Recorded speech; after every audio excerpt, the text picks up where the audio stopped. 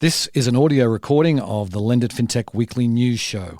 The show is streamed live on Lendit TV, LinkedIn, YouTube, and Twitter at 5 p.m. Eastern Time every Thursday. In this fast-paced show, the Lendit News team and a special guest discuss the most important fintech news stories of the past week.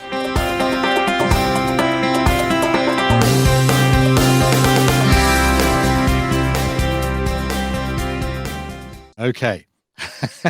Now we are live. Stephanie tried to jump the gun there. Okay, my name is Peter Renton, chairman and co-founder of Lendit Fintech. Fintech Nexus. When am I going to get it right? We rebranded 3 months ago. Still. And we got the right graphic on the image Todd's got his graphic on. But anyway, this is the Fintech Nexus news show. We are delighted to be joined by a special guest for the first time, Stephanie Kirkpatrick from Aurum. How are you doing, Stephanie? I'm doing fantastic. Excited to be here. Thank you. Great. And how are you, Todd? I'm doing well, Peter. Excited to have a new guest to our lineup. Always exciting. So, Stephanie, before we get right into the news, why don't you give everybody a quick intro about Aurum? Sure. I'm Stephanie. I'm the founder and CEO of Aurum, and we're the leading provider of a unified API for all things money movement, and especially for real-time payments.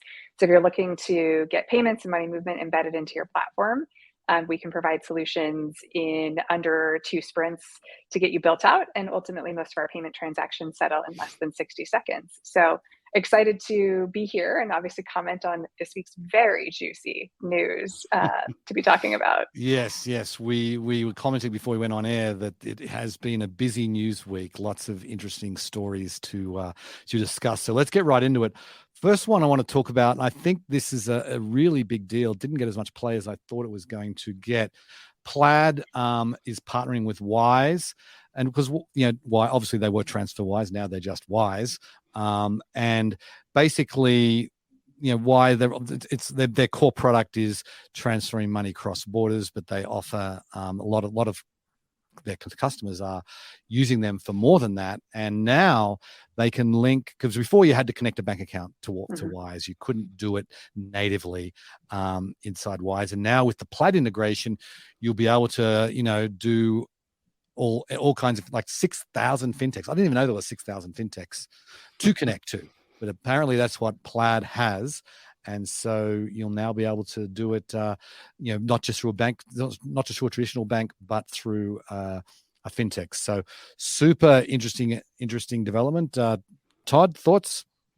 I think it was a pretty big coup, for both sides, I think, to be honest with you, because, I think Plaid, who's best known for being the plumbing and connecting tissue of the fintech industry, one thing Wise is seen as more of just an international player, and I think this move connects them to so many more pieces of the fintech ecosystem. It just shows you how deep Plaid's tentacles go as well, and so I think it's a win-win for both. I was surprised by the news, and I think there was a quote from Todd Baker in there, of all people, which is I think a surprise as well, because he tends to be a bit more not necessarily negative, but more of a critic of some fintech and bank moves, especially on the fintech side, who said that the move was a pretty big deal and will allow Wise to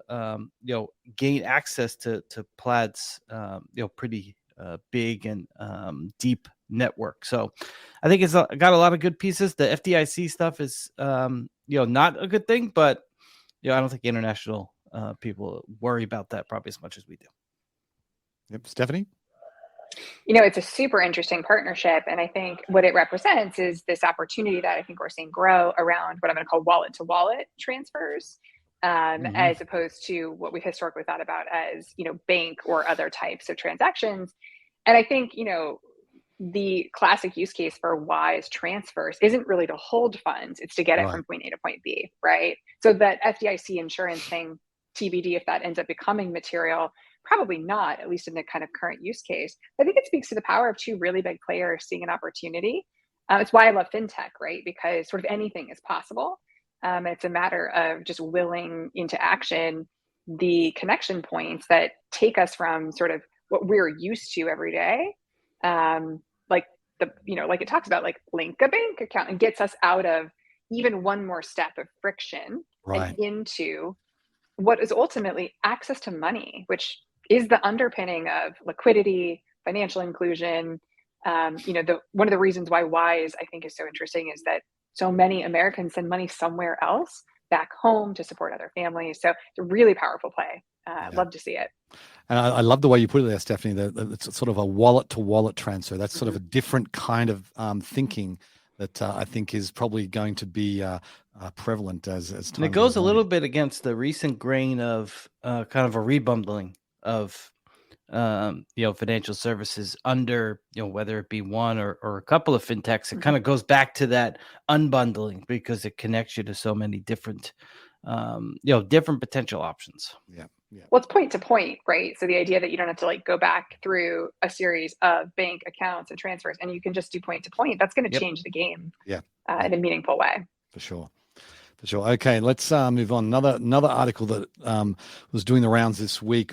Really, this is an in-depth article in Business Insider. If you subscribe, you can really learn a lot about the inner workings of what's going on at Marcus. So basically, this article is about Goldman Sachs is struggling a little bit with Marcus, and we've all known about the executive departures. That's no secret. They've they're burning cash. They obviously we learned that in their quarterly earnings reports. And I learned several things in this article. Like, I didn't know there was infighting between two of the leaders of Marcus now. That was news to me. Like they're behind on product launches. They're finding that this whole kind of being a fintech, while it's all well and good, there are a lot of challenges. And while they had every advantage in the book, they've obviously had the massive resources. They didn't have to worry about raising money. But clearly they're probably not doing as well as we all thought they were going to do 3 or 4 years ago.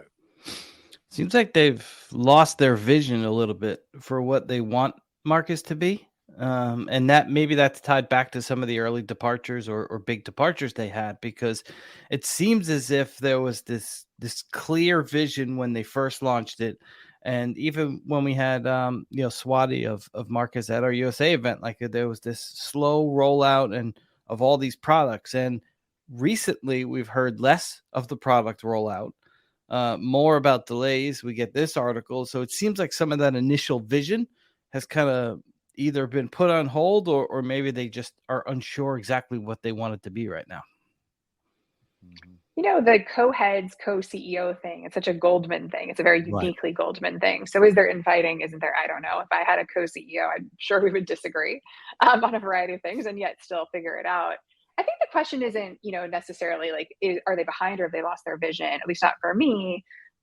So much as it is, does speed to market for them actually matter? Because the embedded customer base on the investment and savings platform, the relationship with ACO on the retirement services side, puts a pretty consequential sort of embedded install base right there. So if they want to launch a checking account, doesn't matter if it's this year or next year, right? If there's 1 million, 2 million, 3 million sort of active customers or close in easy prospects versus a startup who genuinely has no brand, no customers, and has to start at zero. So, I think it remains to be seen how the vision will change under new leadership. And I seem to recall that there was a pretty consequential payments leader who joined maybe about a year ago, who came in from Uber, that I think is also going to be, potentially part of this next chapter. It's not a fintech, really. It's a big bank building an innovation layer, and that's interesting. But I just don't think it compares to, what startups are ultimately up against when they start from scratch. Yeah, and that's what this article really suggested, that they've tried to be fintech-like, but it's they're still a big bank. And David Solomon, the CEO, has really gone all in on consumer banking, and he really, I don't think he can afford to have this fail. And as you say, it may not matter. I mean, the checking account was supposed to be out last year. Now they're saying it's going to be out by December. It may slip, but as you say, I mean, they've got like 14 million consumer customers, which is, maybe with the exception of Chime, is bigger than just about anybody in the US market. So they're doing okay. Okay, moving on. This is an interesting one. Tornado Cash has been sanctioned by the US government. It's not an easy thing because there's actually no entity, Tornado Cash. It's a smart contract. It's a mixing platform. And for those, I've first heard about mixing platforms when I was reading Laura Shin's book, Cryptopians. And she talked about the DAO hack, the hack that went really... the person who stole all the ETH at the very start of the ETH rollout and, ran it through a mixer. Because what a mixer does, it basically disconnects the sender and receiver of the in a transaction. So you have no idea, because everything's on the blockchain. You have no idea when you run it through a mixer who the sender and who the receiver is. It's mixing all the transactions together. So anyway, Tornado Cash is a mixer being used supposedly, allegedly by the North Korean government. It's also used by many people who just like privacy, don't like to see if they're moving a couple of $1 million around that they have legally that they just want to make that private. Totally legitimate, but there's illegitimate uses as well. And it's something that it's going to be interesting to see how this plays out, because they said there is no entity of called Tornado Cash Inc. that they can sanction. That they're doing wallet addresses and different things. They're trying to work it out. But it's going to be just so interesting how this plays out. That's exactly what the U.S. government and regulators hate about crypto and the space. I mean, this is this could be the poster child for what they hate and what they talk about on TV on how it's for illicit use, and we can't know who's involved in transactions. And I mean, ultimately, there's it when we are as we continue to move into this Web3 blockchain based world, there's going to be platforms that are the other end of the spectrum that just want all anonymity and everything, and there'll be a cohort of people that use that, and my keys, my crypto, and I think that will always exist. That there's no chance that's going to be a large segment of how it's used, and it's not going to be regulated into existence. It's going to be on kind of the far side of the ledger for probably as long as we are in financial services. Well, first of all, Peter, a huge shout out to Laura Shin. She and I were early days at LearnVest, where I started my tech career. So I really? Love that you happened to create an intersection here. Her book is fantastic for crypto readers. And ultimately, I mean, I think this is the sort of dilemma around innovation in financial services, which is the speed at which a new concept can be created relative to the speed at which regulators can help figure out and create the appropriate boundaries. And I think crypto and the blockchain generally has, as Todd said, been sort of primed for problems like this. On the one hand, I think it's kind of thrilling to see what mixers can do and how we do think about being anonymous in some capacity in a world in which privacy is increasingly more important and valuable to certain users for certain reasons. On the other hand, it puts at risk foundational things that we in the US, especially through sanction screening and other processes, had considered sort of solid footing for the way our financial system operates, with the intent to block and tackle bad actors and money laundering and the sort of entry into our system of economic protocols that don't belong. So I don't say this often, but I think that the regulatory landscape is going to be really important for crypto and its ability to continue to be both mainstream and not be a place where people feel consistently defrauded. And therefore, the brilliance behind what the blockchain can solve in financial services never gets off the ground fully. Yeah, and I think that's the thing. The DeFi purists, are they're basically yelling at the regulators right now because they feel like we need to live in a decentralized world. But the reality is, if there's serious money at stake, the governments of the world are going to want to regulate it, and this is going to be, as you say, we'll see how it plays out. But it's going to be a fantastic use case. Mm-hmm. But anyway, moving on, I want to talk about Figure. Feels like every 2 to 3 months, Figure comes out with another big announcement that they've been working on. We know, obviously, we've had Mike Cagney speak. He's spoken, I think, at pretty much every lender since 2013, every Fintech Nexus since 2013. Obviously, what he's done with Figure has been really impressive. And now what they've basically done, they've a press release this week. They're now getting into banking as a service, but it's all blockchain-based banking as a service. They're partnering with Visa, which I think is really interesting because the whole figure pay piece is around creating a new blockchain-based payments rails. I'd love to obviously get your perspective on this, Stephanie. And it feels like we're, doing that. Like the whole reason being is real time. People want real time payments. They want to have. They don't want to pay like figures. Real main kind of value prop that they're going to market with is the interchange. Like you don't have to pay the 2.5-3% or whatever it is, but they're partnering with Visa.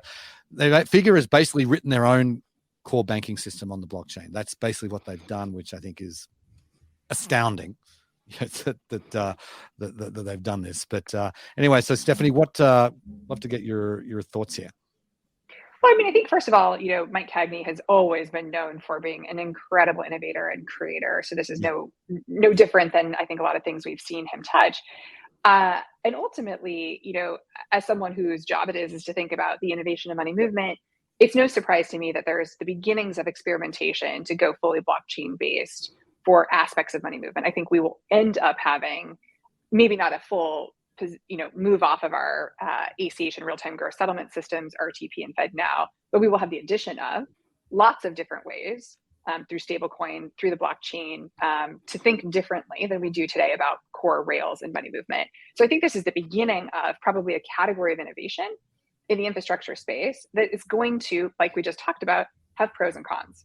And so I think as it is new technology, partnering with like a substantial player gives an advantage to be able to quickly get into a place where adoption, which is going to be the primary consideration for new rails, has a chance. And I think if that happens, we at Aurum would believe we'd support that just like all other forms of money movement. And it gets me really excited because it is kind of the first of its kind chance to think about using the blockchain for more than just speculative investing and really get to the kind of core of what could actually improve our financial system in a very meaningful way. I mean, this is I think the most exciting thing about using the blockchain is if we can get banks or those in the banking system using this, then it brings down costs for consumers, brings down costs for small businesses, merchants, everyone in the ecosystem, and moves everything at such a faster speed than it is now. And so right now it's, as Stephanie can know more than I or even Peter on the payment side, I mean, it just takes too long, especially if you're a small business or a merchant and just waiting. And so to me, the more stuff like this, the better I think we all are.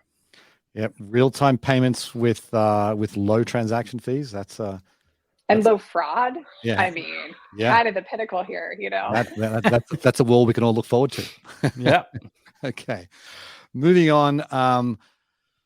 Talk about some government action that happened. The CFPB fined Digit, and remember Digit, they're a saving tool. They were acquired by Opportune last year. I've been a big fan of what they've done. Spoken at our events in the past as well. But they were fined $2.7 million over their faulty savings algorithms, because basically they promised that there would be no overdrafts if you use Digit, because they would proactively move money around from the savings account to the bank account that's actually being overdrawn. But this is news to me. According to the CFPB, Digit have received 70,000 overdraft reimbursement requests since 2017. So clearly it wasn't working. I mean, they do have, and they had, I don't know, they did have a very large customer base. I think it was in the millions from memory. So obviously this is, not a good look. Opportune, who owns Digit now, said they don't really agree, but they're paying it anyway. But it's, I don't know how big of a deal this is, but it's certainly not a positive thing for fintech. Definitely not a positive thing. It's goes to some things aren't I wouldn't say on the up and up, but it's when you're building fast, maybe you break some things along the way. I think And it's also important, I think, for the CFPB to catch these things and to to make sure that they're giving correct oversight, because ultimately fintech, part of its promise has always been better outcomes for consumers in many ways. And clearly this was not a better outcome, or at least what they thought they were getting. And so I think it's important that CFPB has that oversight, but I mean, it's probably not that overall that big of a deal. Probably hurts digits more than anything else. I mean, I think that the person who suffers here, Todd, is certainly on some level digit, right? Their halo and their brand is affected. But I think about the scale of 70,000 people having an overdraft. And I think about what happens when you overdraw your account as an everyday American. You probably overdraw it 2 to 3 more times that day. What causes that overdraft? So I do think there's actually, pretty perilous repercussion of getting algorithmic decision making right or wrong. And on the one hand, I think machine learning and intelligence layers can be incredibly powerful. What allowed it to get to the point that the CFPB gets involved at 70,000 and not 700? I think that's, for me, the real question. That's a good point. Mm-hmm. Yeah. I mean, it just putting everyday American households in a perilous position should be caught sooner. So what is it that is missing from the system to create that flag and to solve this problem before it gets to be sizable in nature, and ultimately, because powering innovation, I mean, to your point, Peter, or to Todd, we have to break things. Right. And we don't want to hurt everyday American households while doing that. So where's the balance? Yeah, particularly when you're saying you're doing the opposite. You're actually preventing them from going to being overdrawn. Like I was shocked when I saw that 70,000 number. So anyway, moving on to more government action, we had Coinbase revealed this week that they have received investigative subpoenas. I don't know what that means exactly, but it's basically requests for information to Coinbase on many things, including their staking programs. And that's what most of the press that was around this talked about, staking. There was several other things they wanted that the SEC wanted information about. But the staking piece,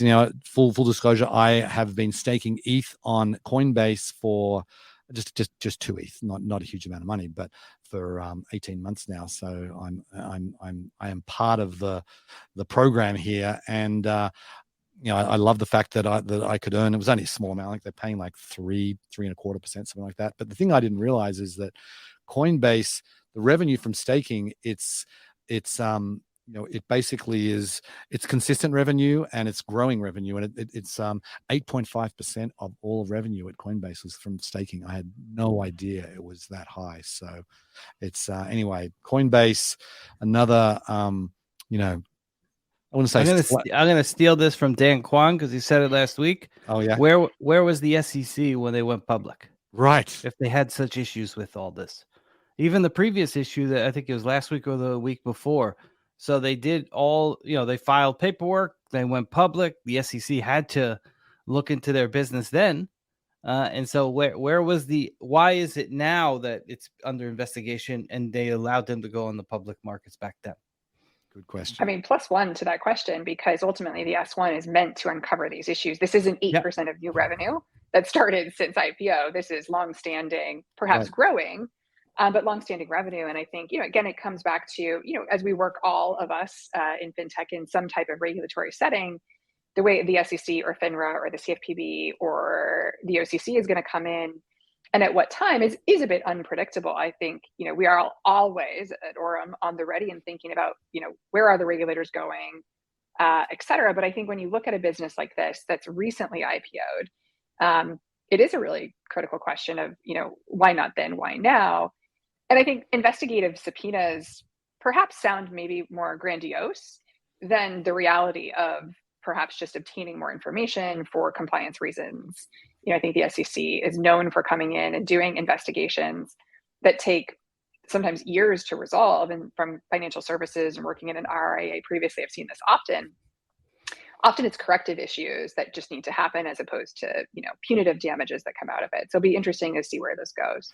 Yeah, it will be, because from where I hear people who deal with the SEC directly, and sometimes they're just not very nice. And the thing about government is. The government runs a monopoly. It's a legal monopoly. They're the only that they are the regulator, and if you don't like it, there's nothing you can do about it. And so I feel like they're in a position of immense power. And I've heard lots of things. I've read things about the SEC chairman and his aspirations, and it's certainly. Anyway, there's a big question mark on what's the real motivation here. Is it protecting consumers? Who's being, or is it just the SEC trying to enforce their power, shall we say? So we'll leave it at that. No need to go into any more depth. But we're going to end with earnings. We actually, while we got talking about Coinbase, they also reported earnings. Horrendous, I think you could say, was their earnings. They lost $1.1 billion in one quarter. That's pretty impressive. But revenue, so remember Q2 2021, things were rocking in the crypto world, remember? And they did $2.2 billion in revenue that quarter, 808 million. That's a massive drop from year on year. And consequently, they're down $1.4 billion in revenue, and consequently lost a bunch. But Coinbase, they said that they've gone through cycles before, never gone through cycles like this as a public company having to report on their quarterly results, but they have weathered many downturns. I mean, they've been going around for almost 10 years now. So, but any thoughts there, guys? I mean, we're in the midst of the crypto winter, so I guess some of it's not surprising. Though, I mean, I think the numbers are eye popping, just because of where they were the last couple of years. But I mean, this is going to happen. We see it even in the equities market with Robinhood. I mean, how much momentum have they lost and had to cut off? I think it was 30-ish% of their staff. I mean, I think we're seeing an inevitable sort of refactoring of valuation, and ultimately you're seeing this across the board in earnings calls, right? I think CB Insights had something interesting, I don't know, this morning or yesterday about the number of times that, market conditions are coming up in earnings calls, and how to think about the fact that, like, in the public markets, this is really happening everywhere. I think in this case, businesses that are derivatives of assets under management do have a lot of revenue fluctuation based on how the volatility of their underlying assets is being affected. And today, as Todd said, the crypto winter, so to speak, is pretty brutal. And, as our stock market rises and falls, we see the same issue with, wealth management trading platforms as well. Maybe just not as in the limelight, given that they're more common everyday things we've gotten used to seeing. But I'd say, yes, it's an eye-popping number.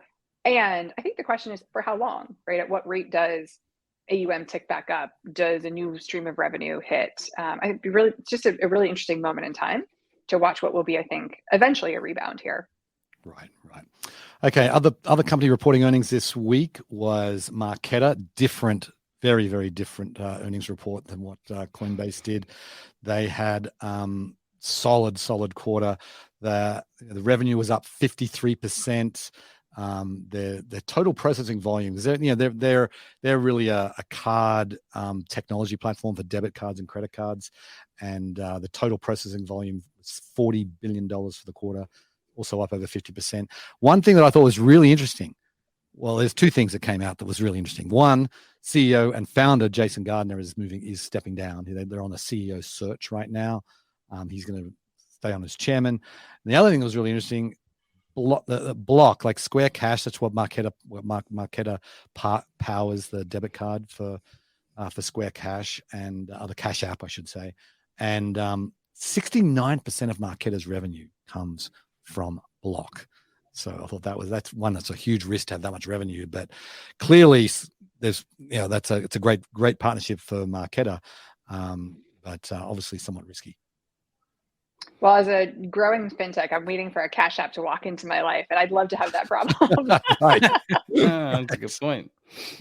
I mean, listen, Affirm and Peloton are essentially the same model, right? Right. There's often, I think, Venmo and Plaid, like there's often like an X factor customer that just happens to hit at the right time. So I think, it's certainly like it is a lot of concentration and probably a signal that as leadership changes happen and a new CEO comes in, probably time for some innovation, right? A net new product line, launch of some kind that begins to build that muscle for diversification away from single line of business and a lot of concentration. Okay, so the last one to talk about is Upstart. We're going to go back to a pretty negative quarter. They, revenue was up, but the bottom line was down. So that Q2 of 2021, Upstart made $37 million in profit. In this past quarter, they lost $30 million. But and CEO Dave Gerard, who obviously we've had speak many times, he's basically said it's disappointing and unacceptable, and they're doing everything they can to turn this around. But one interesting stat I just wanted to highlight: 73% of all loans that went through Upstart were instantly approved. Of the 73% of the approvals were done instantly. I thought that was a positive stat for them.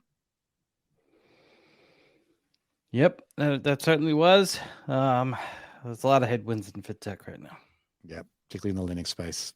Yep. Sure. Well, and I think anytime you're using non-FICO based underwriting and in artificial intelligence, you're dealing with two very new variables in figuring out underwriting. So on the one hand, it's opening the aperture to financial access, which I always think is fantastic. And I think if you look at this, it's showing that the maturity of those models doesn't reflect what happens in an economic downturn where interest rates are high, other loans may be defaulting, and consumers are constrained, right, at the gas pump because of inflation. And so perhaps in the 10 years prior history of financial information used to underwrite those loans, this problem of today wasn't prevalent in that data, and that's hard for machine learning. Machine learning is backward looking, not forward looking. So as we hit these bumps, those platforms always end up finding that they don't have the pattern recognition particularly today, where the patterns are really strange. I mean, very strange. It's just been an unusual couple of years. Anyway, that's all we have time for today. Stephanie, you were great. Thank you so much. Todd, thanks as always. Before we go, though, one quick reminder. We have Dealmakers West coming up on August 30th and 31st. It's happening at Laguna Beach, California, beautiful Orange County. There's still a few tickets left. Go to fintechnexus.com to find out more. With that, we will bid you farewell, and we'll be back same time next week. Thanks, everybody. Thanks, everyone. See ya.